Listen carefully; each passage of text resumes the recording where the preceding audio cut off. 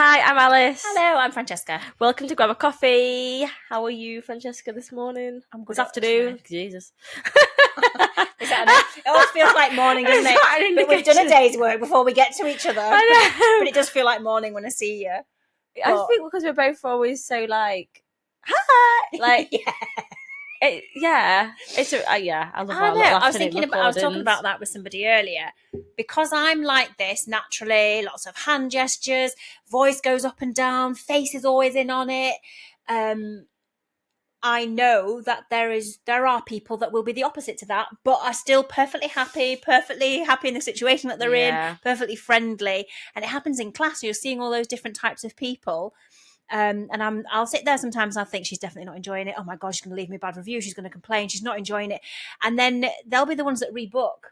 But just because they're not like me doesn't mean they're not happy. That's funny. But we both happen to be loud laughers, happy, exuberant. Yes, exactly. Talking our minds. So we've had a message from our number one fan. Oh, or my number one fan. Let's not fall I feel out. like we've got. I feel like we each have a number one fan. You guys know who you are. So we were talking about. Well, I had a moan about school.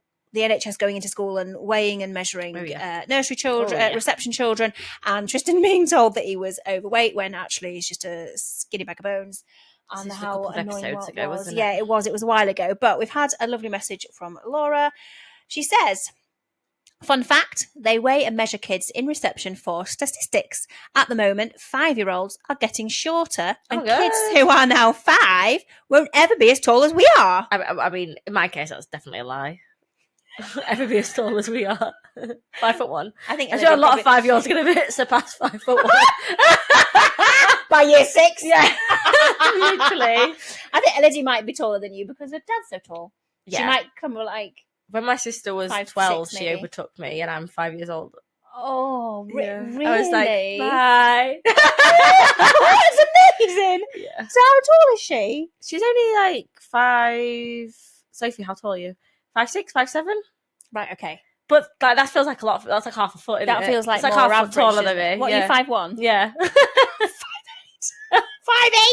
I'm huge! Oh, you can reach things. I'm so jealous. I can actually, yeah. Okay, that's so interesting. They do it for data collection. Yeah, there. So we're tall as we are. There's a huge, in capital letters, study that started in 2000 that has been looking into all this stuff. They are looking at how diet, environment, socioeconomic status, etc. impacts. Then she goes on to say that she fully agrees that BMI is stupid, and I think that it needs to be made clear that they have based it on BMI and that BMI doesn't take anything other than weight and height into consideration. So for Tristan's case, he's a muscly little boy. Yeah, I always find boys like so much denser. Yeah. Like, yeah. Elodie's best friend. Yeah. Stocky. Who's a boy. Yeah, he's like 3 months younger than her. But like, she's taller. When I pick them up, yeah, he's like a rock. Yeah. But he's not overweight or anything. She's like quite gangly. Yeah. He must just be like so dense. But we also have our wombs, don't we, that are hollow. And in my case, the uterus, I've got a good few pounds. Someone correct my anatomy. Sitting in my bra that adds buoyancy in a pool. But Liam's brother told me that's why girls can float and boys sink in pools because we've got more buoyancy. Not with the boobs, with the uterus. Oh, absolutely. No, it's a fact. I was not talking about breasts with Liam's brother.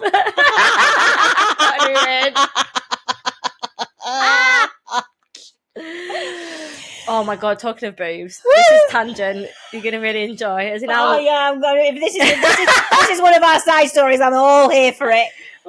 Then we'll loop back to the message from Laura. Right, bring us back to buoyancy in a minute. Go on.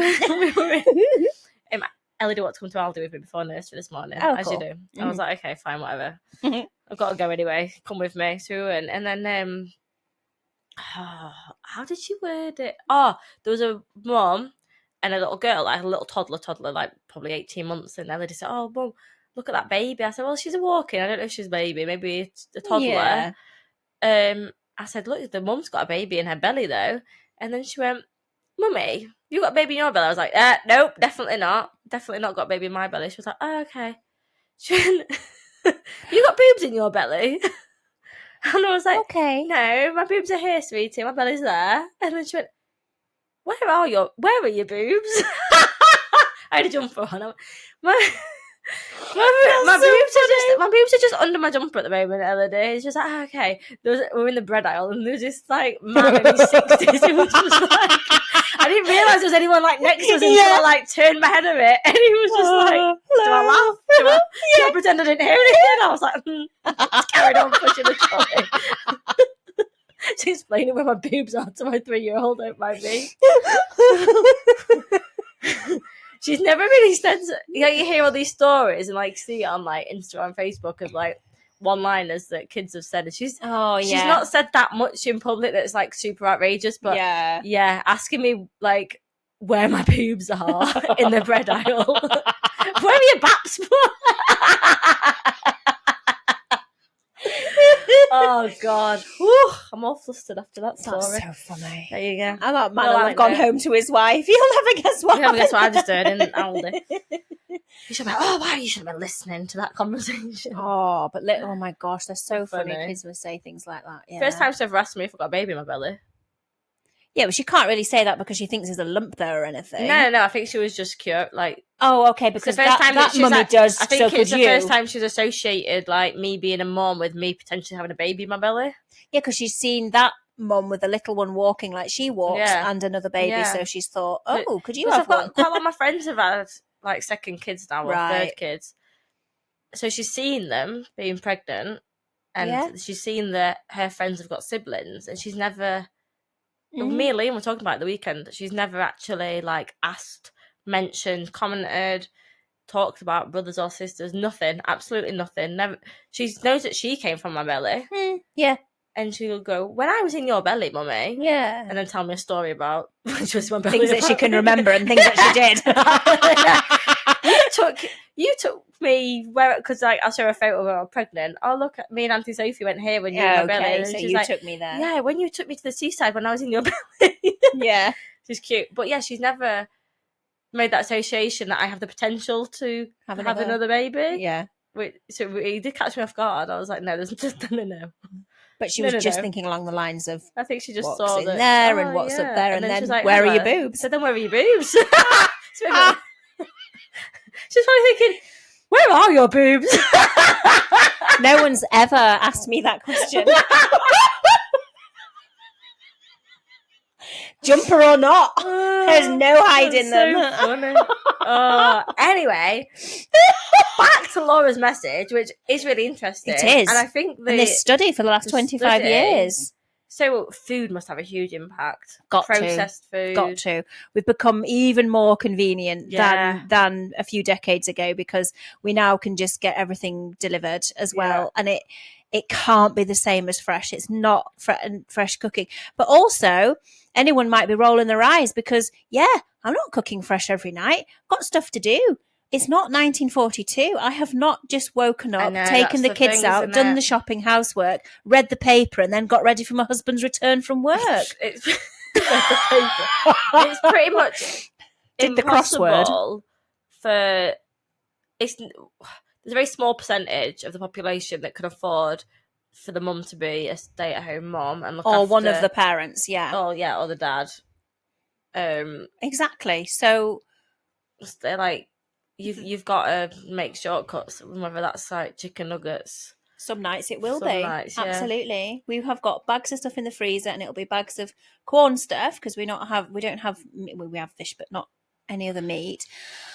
And that'll be what they have sometimes, but they'll also have a load of fresh stuff that one of us will chop and throw in a big dish. I also think, like, I don't know if it's a necessarily convenience thing, or maybe we, even though we feel like we don't, we must have more disposable income because me and Liam have takeaway and meals out and brunches out so much more than we did as kids. Like, we would only have a takeaway growing up, we had takeaways. Like, if we'd got back really late from a holiday or, like, from visiting my aunt and uncle in Kent, So it we'd might get be twice fish and a chips. year. Yeah, on the way home, just because obviously the fridge was empty. Yeah. Or we'd go out for dinner for someone's birthday. So a real reason, 3-4 not times just a because year. it's a random weekend. Whereas, like, we would just be like, oh, should we go for brunch? Yeah, okay. Which is a privilege that we can do that, but we don't necessarily have to wait for someone's birthday. But I think I don't think we're, like, alone in that. Like, I think that eating out is more common than it was, and it's not as much of, like, an occasion anymore. No. I don't know. What do you think? I agree. And takeaways especially. God, we hardly ever got takeaways. And it wasn't delivered. You had to collect. Oh, no, yeah. Yeah, we used to go you have to ring. with Dad to collect it.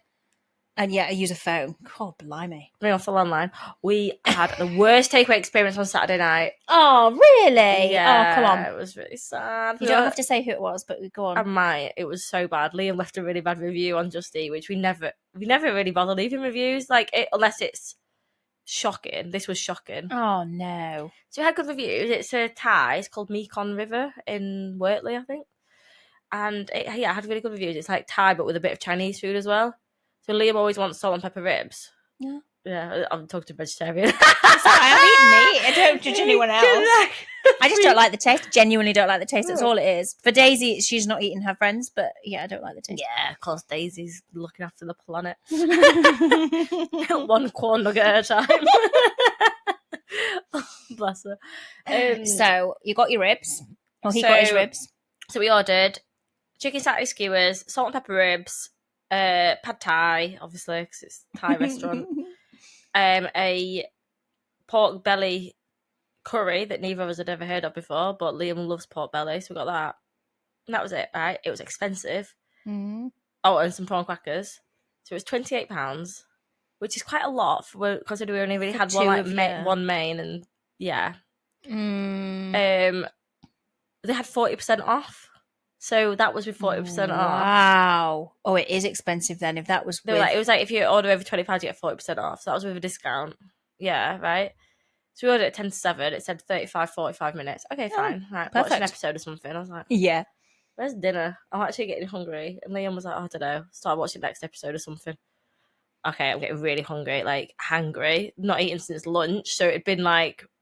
And it's now got 8 to hours. Be past 8 o'clock. Yeah. Yeah. It was like not cool. Not cool. We're a very hungry house. And then Liam rang them. It had been an hour and a half, and he rang them and he said, like, where is it? And the guys went, oh, we're just busy. It'll be 30 minutes. Liam went, I bet they sorry, didn't do it. it's gonna be another 30 minutes. He was like, yeah, we're just busy. Didn't even apologise. Liam was like, so it's gonna have been 2 hours. So we ate at 9 p.m, right? Oh. And it was shit. It was the worst Thai food I've ever had in my life. It was absolutely disgusting. Oh. The pad thai had tomato in it. Okay. It was like a tomatoey. Liam's allergic to tomatoes. Didn't realise till the second helping. The first helping tasted alright because we were so hungry. I was like, oh yeah, it's realise food. at first. And the satay skewers were fine. The ribs were alright, passable. We were so hungry. And then when I went for seconds of the pad thai, I was like, oh, this tastes weird. Oh my God, it's tomatoey. What's happened? And then I was like, oh, it's got a red tinge. Yeah, he'd been building up his allergies and intolerances again over the past couple of years. So he was fine, but his belly just started cramping. When he finished eating, I was like, my belly's cramping. Oh my God. Oh no. But to spend nearly £30, it to be 2 hours late and to be horrible, yeah, that was really upsetting. He Sunday morning he woke up and he was like, so sad about the first thing he said, I'm really sad about the Thai food. I was like, morning. Yeah. That's your first thought when you're woken up. Food's so important and it should make you happy and you should hopefully enjoy creating and making it and then eating it. It should be so enjoyable. And then it's just been bad from every angle. We could have just cooked. It's not an enjoyment. Yeah, and you could have enjoyed doing that together. Oh. We enjoyed sitting on the sofa together, but moaning about something. We ended up going to bed so late because then you obviously wanted to wait for your dinner to settle. Yeah. Oh, what episodes were you watching? We're watching a programme called The Flat Share. Oh, it's a book. It's a book. Yeah, have you read it? Yeah. So we accidentally started watching it on Channel 5. Oh, it's cool. It's on Paramount Plus as well. Okay. Yeah, and it's a one series. They've turned the book into a one series. Cool. It's really good. Isn't it? Yeah, they've done a good job. I was like, started watching it. I was like, I've read this. Yeah, you're like, why do I know this story? Yeah, hang on a minute, it's a book. Yeah, I've read this book. Yeah. Yeah, it's not nice. Like, pretty funny, easy going. Easy watching. But yeah, I mean, that was just really depressing because you like get hyped up, don't you? Like to look forward to treating yourselves to this, and it was the new takeaway. So like, oh, try someone new. Oh, shit show! Don't ever try anyone new. No. Oh. Said suspected spam, so I won't be answering that. No. Just recently, I've been going through a phase of getting lots of those, and when I've answered it, it's taken a second, and then it's an automated thing, and it's either like car finance or pretending to be HMRC, so you just hang up because obviously it's just scam stuff, isn't it? But it's a little patch at the moment of me getting them. That's annoying. You can put yourself on those. What's it called? Like a preference thing, so you don't. They can't ring you or something. Totally off piece now. When I get to a human, I'm like, where did you get my number? And like, oh, you're on a list. And I'm like, well, get me off the list. Delete my number. Yeah. Anyway, so yeah. Did you have a lot of takeaways and convenience food growing up? Growing up, I remember Mum and Dad going through a phase of getting a pizza. So we might have been a bit bigger by then. Well, actually, no, we always got pizza. A bit bigger. It was fish and chips or pizza. We never got Chinese. I've been under 12 because I remember which house it was. So I remember we might go in the car with Dad to get it, and that was fun because we'd be out in the evening. Oh yeah, that's exciting, isn't it? Like we're talking 6 o'clock, but it was dark. And because my brother is diabetic, my mum was always really strict. Like everything weighed, measured. She knew exactly all the carbohydrates and everything that was going to be on his plate. And just kept really good control over all the insulin because he's insulin dependent diabetic, has been since he was 2, and so that ruled a little bit with things that he'd have. Like she would literally count out 6 chips if it was a bag of frozen chips because that was the carbohydrate she measured for him. So that was probably strict now? Quite stressful. Well, he's 40. She doesn't know. No, but does he? Do you know if he does? I've no idea. Gosh. But he's generally healthy. Gym runs, he does. But yeah. And I remember getting my favourite pizza was a quattro stagione. Nice. And they used to. God, this is so ridiculous. So a whole pizza, even though I was quite young, I used to put that away in 2 breaths. But yeah. Oh but yeah. A quarter of it. The whole thing. Yeah, quarter of it would have the topping removed because she couldn't have him have the carbohydrate of the base, and so he'd have the quarter of this with the toppings on his separate plate. They'd have a calzone each and a litre of wine. Litre of wine. That's when they were a lot younger. Yeah, so that took a lot of organising, and I'm sure there was pressure on him maybe growing up with that kind of obsessive counting chips. Why didn't have an eating disorder? Yeah, probably. But yeah, I remember them doing that, which is off the topic, but an interesting thing. If anyone's diabetic, maybe let them have the piece of pizza.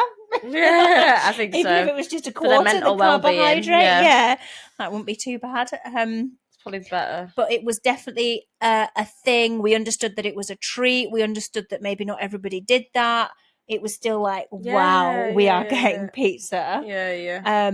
But like if we've been on trips or something, we can end up doing something like that twice in a weekend. And I feel guilt when I do that. I don't like that for the health and the cost.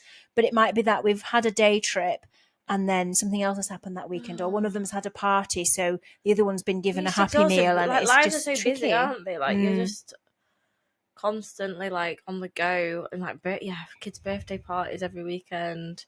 You're both working, they come in full time. You're both self-employed. Like, yeah, the mental like load to think about, plan and cook meals. Mark's going through a nice phase at the moment where he's discovered lots of sort of one pot meals. Ooh. He's discovering people on Instagram. It's so funny. What he does is he sends them to me so that he can then find the video later. Oh, okay. So I don't know how to save on Instagram. I just let him do it how he needs to do it. So I've got. Let's just be happy that he's cooking. This. Oh my god! Well, I've sent a couple to him, but this. And then he goes back. Your direct messages are literally. You should show him how to save, because then he can group them into like. Into like puddings, main meals, lunch. Okay, cool. Like, he's been doing really lovely stuff. He's discovered Thai green paste, which I'm pleased about because I really like that. But I love a Thai green curry. Yeah, it's gorgeous. He's actually making that tonight. It's a dance night tonight, so one of them's at dance. So it's going to be nice to have that all in one pot in the oven, and then it'll be ready. I think it has rice in it, so it's got everything all in. Yeah, a one pot dish. So nice. Good. So good. So that's quite a nice little phase for eating nicely and freshly. And he's very proud of himself because he will inform me how many grams of protein is in each portion. Oh, is he tracking? It was only 393 calories per portion. I was like, I'll eat the rest of Tristan's then.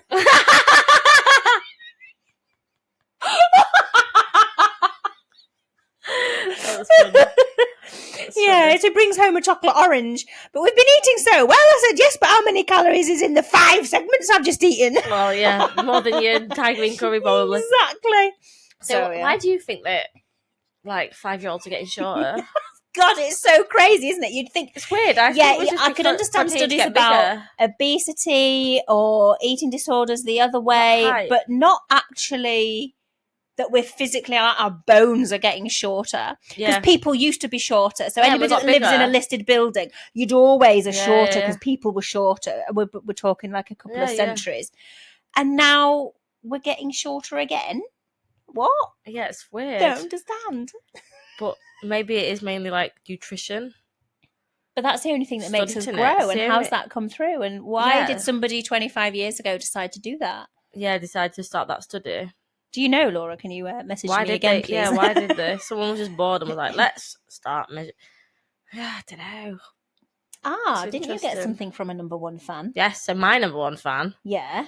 Off the back of the same podcast. Yeah, it was a good one, wasn't it? Yeah. Got everyone's juices flowing, that podcast. Yeah. Sent a study through called the Minnesota, the words have left my brain, something study.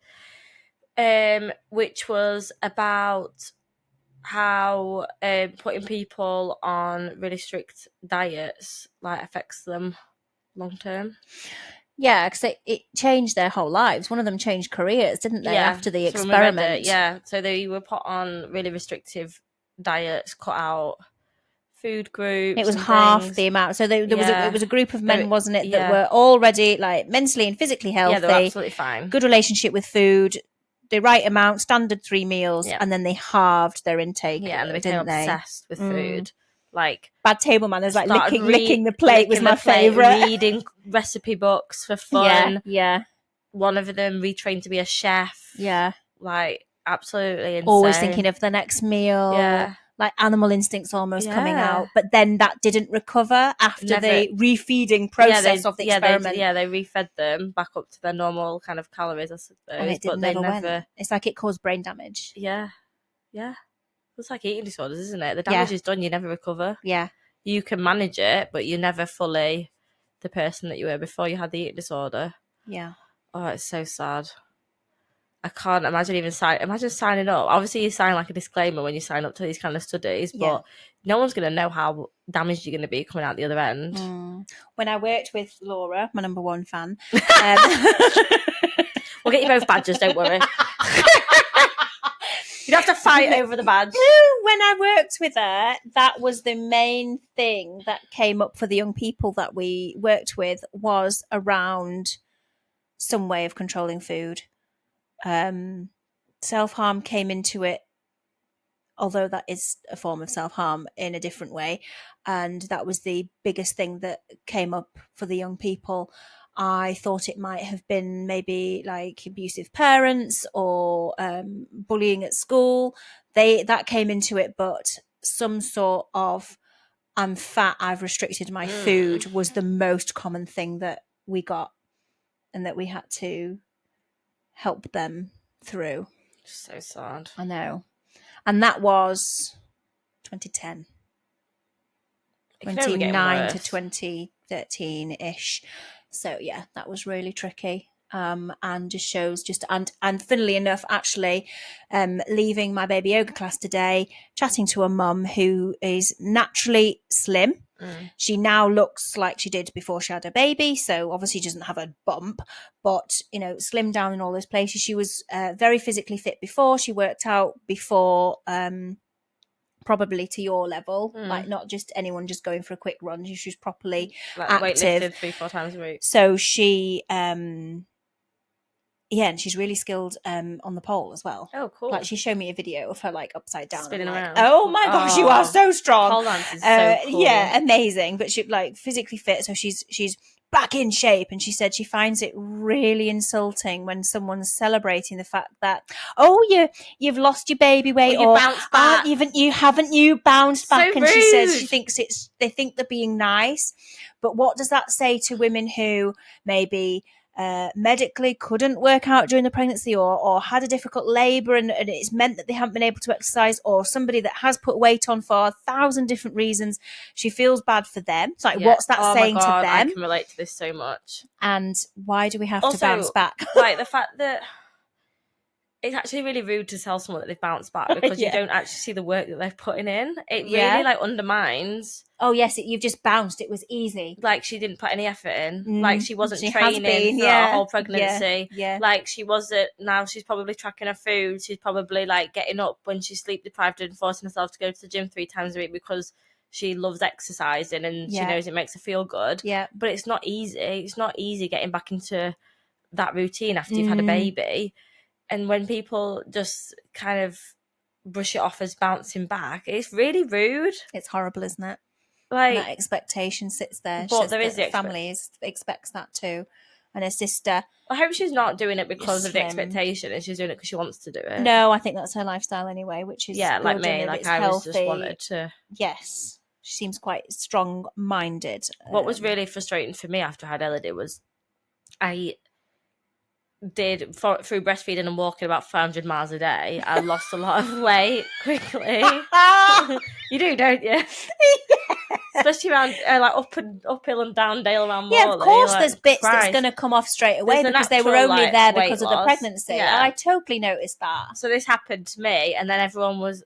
So I fit back into kind of my normal clothes quite fairly quickly. Just some stuff like jeans. Obviously, you've still got like more weight on your belly. My hips just were wider. My hips are still wider than they were. But that before could be I had your actual bones. Yeah, exactly. So I just ignore that. But yeah, I would get a lot of comments of like you're saying you've bounced back, or oh god, you're so lucky. Like you're just a set. But when I looked in the mirror, or when I was in myself, I didn't feel like I was me again because.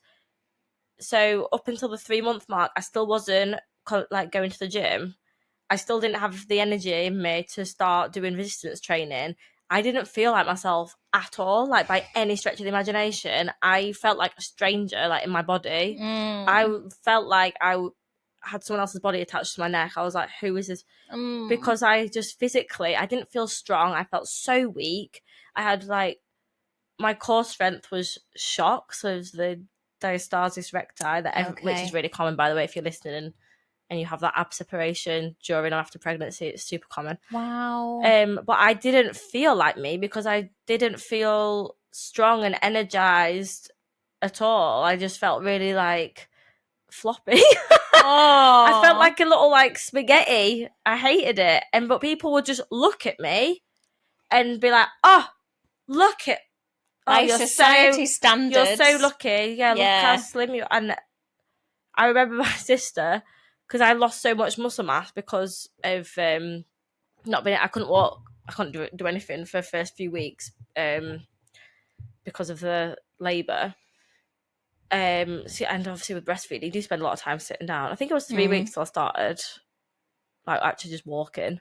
But I lost a lot of muscle mass and wasn't eating enough protein. Wasn't eating properly. You're just surviving, aren't you? Let's be real. You're just like literally surviving. Yeah.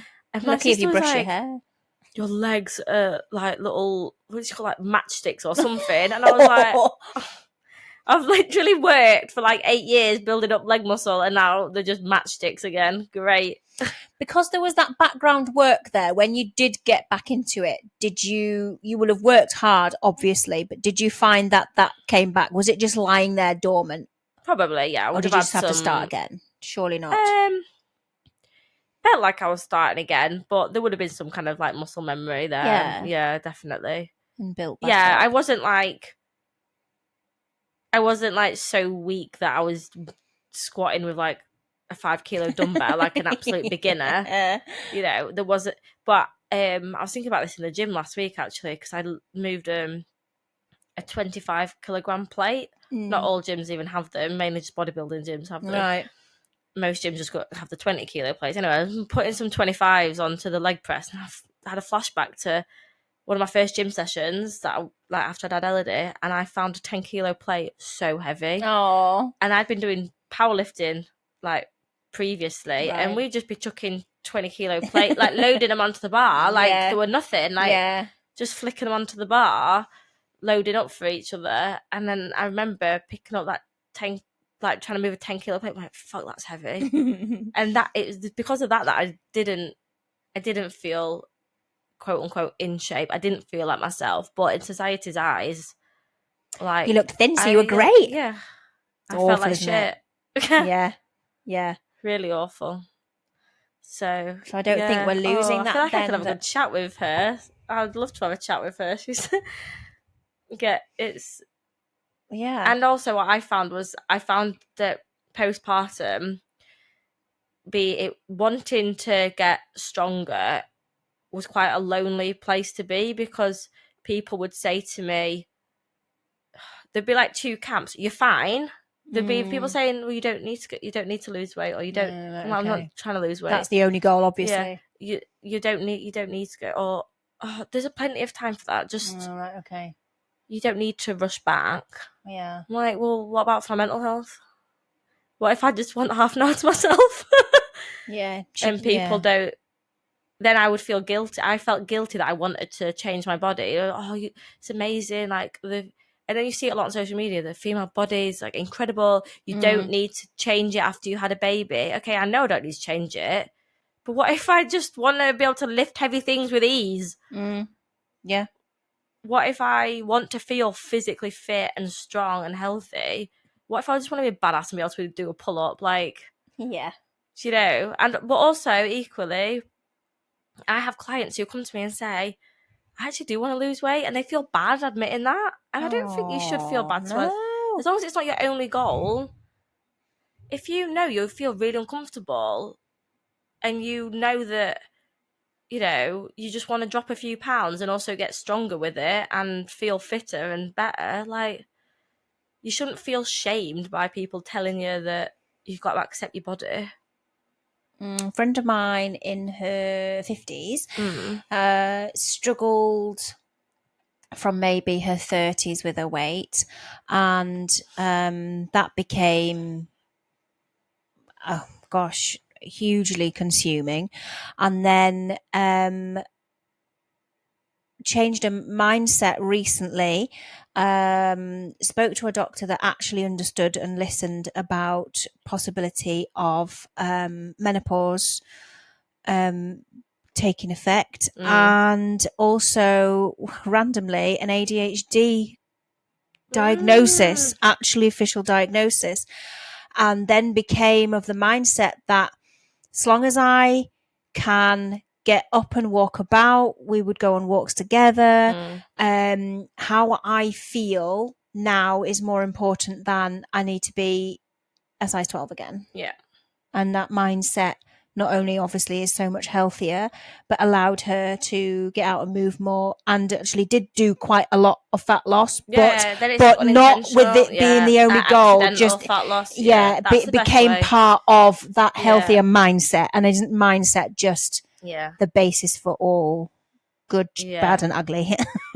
I do so much mindset work with my clients, and once people start wanting to just be stronger, then you don't generally don't do a gym session and then go get McDonald's. Do you know what I mean? Like, so even if you're not, I'd have to go back and do another hour if I did that. Even if you're not like consciously tracking food or tracking calories or whatever, if you are being more active and like lifting weights, for example, your mental health improves. You start making better food choices, but subconsciously, because you just other things fall into place. Yeah, it all falls into place. Yeah. You don't tend to just be like, oh, that was a good gym session. Got a nice PB. Oh, I'm gonna go and eat a load of shit now. 2,000 calorie pizza. You want to keep riding that higher feeling. Oh, I feel good. What food's gonna make me feel good? What nutritious, delicious dinner can I make? And that feels like another little win. And then it like carries on, and then you get the momentum, and then next thing you know, you're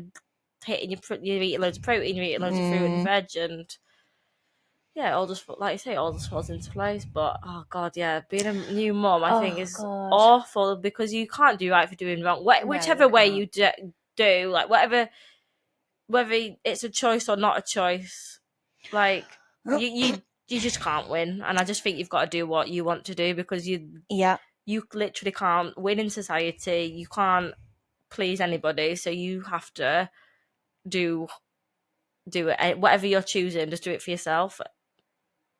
Like same goes for what you do with your baby as well. Oh yeah, I always feel like that in class. Some guidelines you should follow. Feed them. Look after them. No, you can't put them in the pram on the drive for 2 hours. So yeah, in class, that I've always got that in the front of my mind. I've got my lesson plan, and they've paid to learn the baby math. Your mic is like on your chin. You're like snogging your mic. In your classes. They have paid for the baby massage information, for example. Yeah. But we get it done, how the babies present on the day. So no one's under any pressure to do anything. However you feed your baby, whatever noises baby makes. We have a question one week where we recommend stuff, and it can be anything. And the thing that I always then close that with is pick and mix your advice. That might work for me, but I'm going to tweak it. That won't work for me. I'm not going to do that. People that are quite forceful and say this is what you must do, just smile and let them. It's always sleep, isn't it? Smile and let them. Let them's a really good thing. My child slept when I did this routine, so you should do the exact same routine, and your child was. Why aren't you doing that? Why aren't you doing that? Do it. And you're like, have you tried this? Have you tried that? Yeah. The amount of money you could spend on devices trying to get if your baby is going to be a sleepy baby, it's going to be a sleepy baby. It's actually not normal. You don't want them to not sleepy. Okay to sleep. They need to wake 8 up. hours from birth, or even from 6 weeks. It's not normal. No. They need to wake up. It's animal instinct. That's what they're doing. So your mindset needs to be, this is just what's going to happen. Yeah. It's temporary. This too shall pass. I always used to say, I'm going to hope for the best and expect the worst. Oh. I can't be disappointed. So then I was going to say, you were always happy because you didn't get the worst. I just always expected the worst. And like, if better than the worst happened, if I got more than an hour's sleep that night, Buzzy got 4 hours sleep. Can you imagine that now, though? Fucking hell. Oh, God. Elodie is, thank God, the sleepiest toddler. Yeah, I think when they've been, so you've done your baby phase, and then they start sleeping through as a toddler, so walking, talking, using all their energy like Elodie is, and then they might have a bit of a bad cold or even get a chest infection, so your sleep gets broken. That hits you harder than the baby days, because at least you're expecting it. Yeah, I was talking to my friend about it. We did a 4.5 hour trip in IKEA on Wednesday. That was nice. It was like intentional. It was like we both take we didn't want to go to soft play. Yeah. We were like, what should we do? You just let them play on the IKEA furniture. And I was like, yeah, basically. I was like, I do need a few bits, because obviously we're decorating the kitchen. I was like, could we get a couple more bits for the dining room? And then she was like, I need to go to IKEA. I was like, okay, let's make a day of it. And then our other friend came as well. And we were just, it was great. Sitting on beds, chatting. Yeah. We were spent 45 minutes in the first section. Like, we've not even got, we were hardly even past the door. So we covered loads of topics. It was great. And her daughter's one of the worst sleepers that I've ever heard about, but she's just always just needed a lot less sleep. She's got very, very low sleep needs. But she started sleeping through. Her sleeping through is still only like midnight to 6. No. It would be like 8 till 5. It's like a full night's sleep for her. Oh gosh, see that 8 o'clock's great, but the 5 o'clock, how do we get that to 6 or 7? Well, then she doesn't go to bed till 10. Yeah, she's got really low sleep needs. Yeah, so always been like that. So some just are. Yeah, exactly. So once my friend accepted that that's just how she is, it was easier because she accepted it. But then she said, because she's been sleeping through, when they had a stint where she was awake the other night for like a couple of hours from like midnight, and she was like, I'm dead. You do get used to having sleep again, and your body's like, oh yeah. Yeah. and then you just it hits you like what? Oh no, Elodie's favourite way of waking us up at the moment. Oh gosh, go on the morning. She just standing baby there. Monitor. So she's down a flight of stairs from our bedroom, so we can hear her obviously through the baby monitor. Yeah. She for some reason thinks she has to shout. It's a very new thing. Mummy, is it awake time? Mummy, is it awake time? Oh, fucking hell. And that's coming through a little screen on your bedside table. Oh, she's plugged in. We're not high tech enough. We're very lax parents. We never had the screen monitors, but that just blaring when you're in a deep sleep and that is your alarm. Or sometimes it's, Daddy, is it awake time? And hey, does she have a Yorkshire accent like that? A really strong Leeds accent. Is it awake time? That's brilliant. And we're like, oh, Mum. Isn't it weird to hear your child not speak like you? Yeah. Yeah. You send them where they're going to speak however they go to school. Yeah. Or like with my mum, she used to correct me when I got home. We correct she her. Did. We do. She says baby, and we're like, oh, no. Baby. Yeah. Baby. Do you mean baby? And she started correcting us, trying to get us to speak how she speaks. Mummy, do you mean baby? Oh, it's brilliant. I think you mean mummy. Don't you mean baby? But I said to Liam, we need to try and... I don't want to give her a complex, but it's really hard for us because we're obviously from South Yorkshire. We don't speak like that. It's that strong. But I don't think even people from West Yorkshire speak like that. It just seems to be, unfortunately, a select few people that work in the age groups where you're learning to talk and learning your phonics, and they come home wearing coat with a book about a goat. And I'm like, what are you even saying? Kurt, not and that bit more Lancashire. She said, Ellie says Kurt. Wow. I reckon someone in her nursery is from somewhere else. Kurt? What? That sounds Where's Lancashire. Pardon? Kurt? Who's Kurt? She wants a Nirvana t-shirt. So weird. Well, I spoke to a few of my clients about this who've got children who are a bit older, and they've said it happened at nursery, and they're also not from the area, right? From like Liverpool, and they've got quite neutral accents. Yeah. Just like a generic northern accent, but the kids went to nursery, got really strong accents. And she said once they were at school and we're mixing more with different accents and teachers who were from out of area, it levelled back out again. Yeah. She said, but yeah, that first bit at nursery, oh my God, it's funny, isn't it? Yeah, imagine being woken up to that. I'll try and record it next time. Yeah, you can all have it as your alarm. So funny. Mummy. Is it wake time yet? That makes me think of that advert from years ago when the little boy was feeding the ducks in it, and it's like, Derek, do we have to have this rigmarole every time? Just right, ducks. What advert is that for? Warburtons. Oh, God. Sorry, ducks. Oh my God. Brilliant. He's brilliant. On that note, should we go? Should we go home for the day? After 45 minutes of talking. From school. Yeah, what time is it? 2:00. Oh. Don't know how long I can keep that up for. It's so funny. Like, I've lived here my whole life, but it's the one that because you've got quite a neutral accent. Well, that's because it was corrected. Yeah, I've lived here my whole life. Did you go to grammar school? Oh, well, no, my school was called the Ilkley Grammar School, but it isn't a grammar school. It's a Ilkley's normal quite comprehensive. posh, They're just isn't being it? twats. They called it Ilkley It's Grammar. Ilkley Grammar School, but it's just a normal comprehensive. It's not a grammar school. But look how wonderful I am in the Ilkley Gazette. I'm so wonderful. How are you allowed to call a school a grammar school, but it's not a grammar school? That's maybe hilarious. It was. I don't know. Maybe it was, but it's just a normal school. Okay. Yeah, it must have been a grammar, but it just. But if you struggle in any way, you've had it.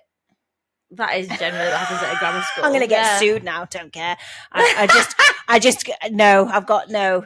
Sorry, that's why I don't live there, because my children aren't going there. So, but Ilkley's quite fancy. Yeah. So my mum's from Glasgow, but not Rasvines, but type of Glasgow. Not that kind, the posh kind. So when I grew, I didn't know it was posh kind of Glasgow. Yes, the much more reasonable side from Scotland, and that's where my mother's from. And when I was a wee girl, and I would read my books to my teachers, I used to read in a Scottish accent. Because I'd only ever been read to in a Scottish accent. Did you not like that? Oh my god! You used to read a Scottish accent. I did. You used to take your book up to your teacher and read at school. So I'd just start reading about the wee dog and the little duck, because I'd only ever been read to in a Scottish accent. That is so. But when you were talking normally, you were talking a normal accent. Yeah. Oh, your normal accent? Yeah. Oh my god. Because that's how everyone around me spoke. So and then I'd you read, associated reading with a Scottish accent. Because I'd been read to in a Scottish accent. Oh. So it feels, when I do like a silly northern accent, it feels more false than when I do that Scottish, but that's more false because I've never actually spoken like that. It's just what I've always heard as a little girl. That is really funny. And can used to do impressions of my grandparents and stuff. That's really funny. Oh my god! So my cousins are from Kent, so when we were kids, they would come up to visit. My uncle's from Doncaster, so they'd come up to see us. That was a contrast. Yeah, they'd come up and then they would start mimicking our accent. Yeah, and the whole time they're in Doncaster, they're trying to talk with a Doncaster bless them. But really exaggerated, and we're going, we don't talk like that, and they go, we don't talk like that. Yeah. Yeah. And then every time we saw them, we'd have this whole is it garage or garage conversation? Oh no. Are they more, is it more drawn out southern, and is it garage? Garage. Although one of my cousins says garage and the other says garage. She's funny. That's hilarious. We just always used to we just mimic each other whenever, and they would find it so funny when they would come home, or if they'd be in the shop, they come back. This is when we're actual children as well. They might be 10 years old. They come back from the shop and be like, "Oh, the person in the shop." I can't even do it. I'm not going to do a Kent accent. The person in the shop was talking. I couldn't understand a word they were saying. You literally go to France and I couldn't understand French people. You come to Doncaster and can't understand the person in the corner shop. That's hilarious. But yeah, I love accents. I think it's so funny. Too. Yeah. My sister got mortally offended recently because. Oh yeah. She lives in London. All right. Did Obviously someone say Doncaster. she was from? Someone thought she was from London. Oh. Does that mean she now talks like this and has avocado on toast? Well, and no, she's got one of the South London accent, so she just sounds quite. I've got a friend's husband. Let me think. What does she sound like? I'm trying to think. Anyone that moves to London just sort of softens everything and becomes a little bit more posh. Yeah, so her accent's softer until she says her colleagues can always tell when she's been home or when she's had visitors. Oh, brilliant! Because her accent gets stronger again. But have you been up north at weekend? Yeah. I can't think how to do it with. We've been doing too much northern accent. Hang on, is it more like EastEnders? It's a little bit more like it. Yeah, it's a bit like. She's gonna kill me. It's so, am I oh my god, so me and Phoebe. That's a flower. So we were this one time at band camp. So, I just couldn't. I mean, could you even that kind of thing? Do you know what I mean? Do you know what I mean, though? Do you know what I mean? Oh, my God, totally. That's a completely different way to talk, though, isn't it? Yeah, like that, innit? Yeah. That's brilliant! Yeah. she's gonna get absolutely. I reminded myself of Stacey. I'm gonna know when she's listening to this episode because I'm gonna get a phone call. Yeah, not just a text, a phone call. Yeah, a bit like Stacey Dooley. I like that. Yeah. None of us can think of anything to say now. What should we do? Should we do a podcast in a completely different accent? Which one would you like? You're really good at accents. I love it. Do you love it? Have I got another one for you? Hang on a minute.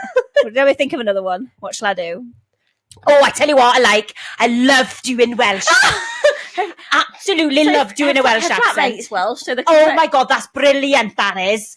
Sean Pontypool. Oh, I thought you were going to say like Pontyberry. Have you ever watched Stella?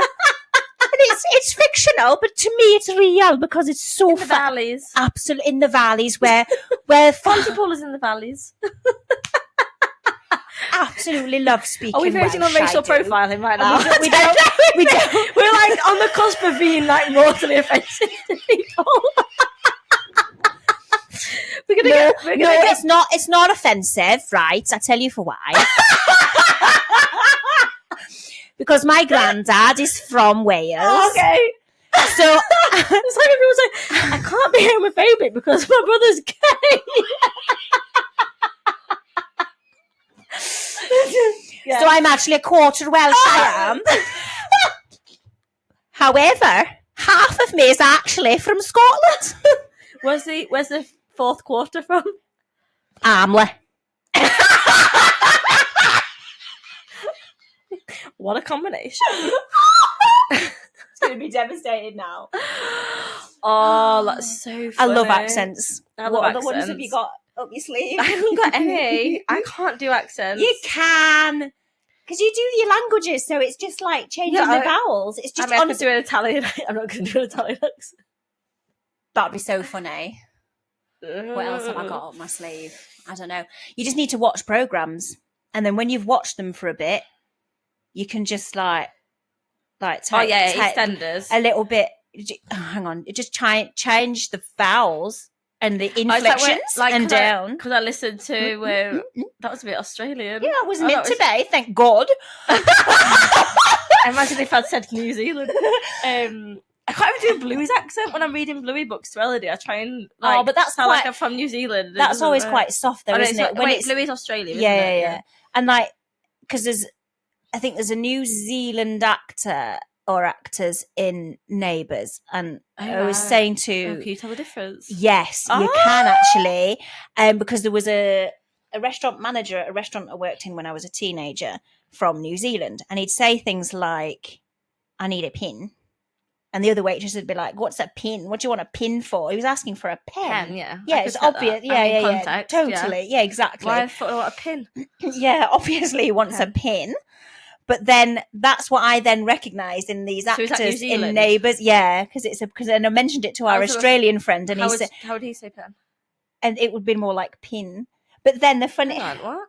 Pin. I don't know. So what would Australian pen be? Well, pin, but it's just like more obvious. Pen. Like a nasally pen. Yeah, it's like, it is up there, isn't it? I love accents. And then a New Zealand would be a pin. A pin. You have a pin. Can't remember now, but I remember that was like I recognised it. And then oh my God, what another thing that's not really an accent thing because it's a language thing. We were chatting to our neighbour, and he said, "I'm just going to go and get my beans," and we were like, "You having beans?" And he went, "No." The beans, and he meant bins because he's Polish and the I and the E are just pronounced slightly differently. So he was saying beans for his bins. It was brilliant. Like what? It was saying what for his what? Beans? He said beans because he meant bins. The I was more of an E sound for him, but we did. Yeah, that was really cute. Go and get my beans. But their daughter speaks Morley leads to her school friends and then Polish to her parents. Brilliant. Amazing. Totally brilliant, that. Amazing. So that was like another 10 minutes talking about accents. Very good at we'll have to do a full one on accents. I had to do a whole skit in an Italian accent when I was at primary school. At primary school? It was an accidental, Were you doing all this as well? Yeah, so what happened was we were doing like, I think it was for an end of year I don't know, performance at the school, like a show or something. There were all different elements to the thing. So Yeah. there was some singing, there was some whatever, like a bit of an acting thing. And the teacher said, right, these are like the 6 things we're going to do. You're going to split up into groups. Aww. Who wants to do... Yeah, I think we got a 5. A piece of paper got sent round, and you'd put your name next to what you like wanted to do, what you chose. Okay. For context, I'm quite creative. I was very much into like drawing and art, and one of the things said comedy sketches. So you put your name down for that? I thought I was drawing. Oh! I thought I was drawing. You thought you were going to sketch something? Sketching. Next thing you know, you're improvising with Mario. Next thing I know, I'm sat on a panel with 3 other people and got told I'm an Italian chef.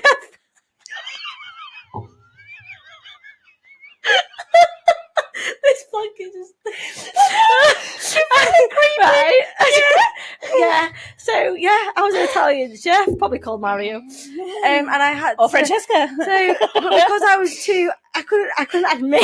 I didn't want to admit. I had to just do it.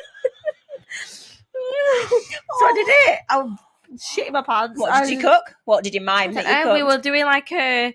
I can't really remember. My mum will remember. I hope she's got it videoed. Oh god, on a videotape. So I remember there was like 3 or 4 of us, and we sat on stage just like on like a little panel doing this comedy show that we'd learn these lines for, and I was an Italian chef. How terrifying! I thought I was drawing pictures, and I got no, so sweet. You've got a full part talking on stage in an Italian accent.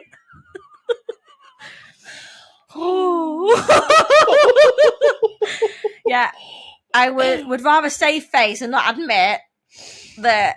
So you put yourself through an entire sketch as if Italian was your first language. Yeah. I'd rather do that to myself say I thought that was than admit that I thought comedy sketches was drawing pictures of comedians.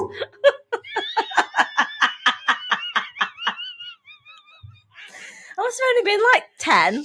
9 or 10. Yeah. Oh, fun times. Oh, yeah. That was funny. That was a podcast of 2 halves. Gosh. I mean, 58 minutes, look. We could like cut that in the middle. Like the beginning, how we got to where we got to. We started off very serious. It was so serious. Socioeconomic impact. Now I've got literal like tears. Oh, next thing you know, we're talking about Rabs. Next thing you know, Francesca's doing a Glaswegian accent.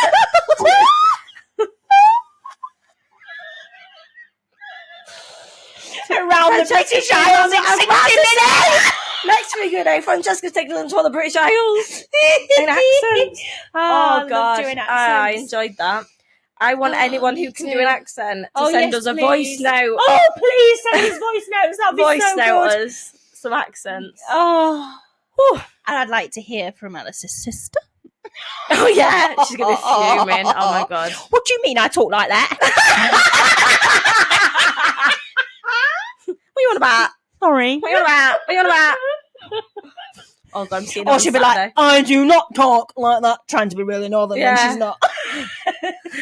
What you on about? Can't believe that you said I talk like that.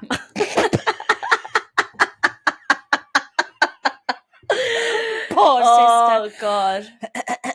Anyway, that was excellent. I really enjoyed that. I did too. That's really always just set my Monday. That was a good one. Oh, that was a good one. Wow. Really? Okay. Sorry. Well, thank you so much for listening and possibly for a watching. Full hour. 58 minutes, 59 minutes. We're going to do an hour. We're doing an hour. Bye! Adios. Adios, amigos. Ciao, ciao. Ciao, Bella. Ciao, Bella. If you're Alice, it's ciao, ciao, Bella. With some hand gestures. Ciao. Grazie mille. All right.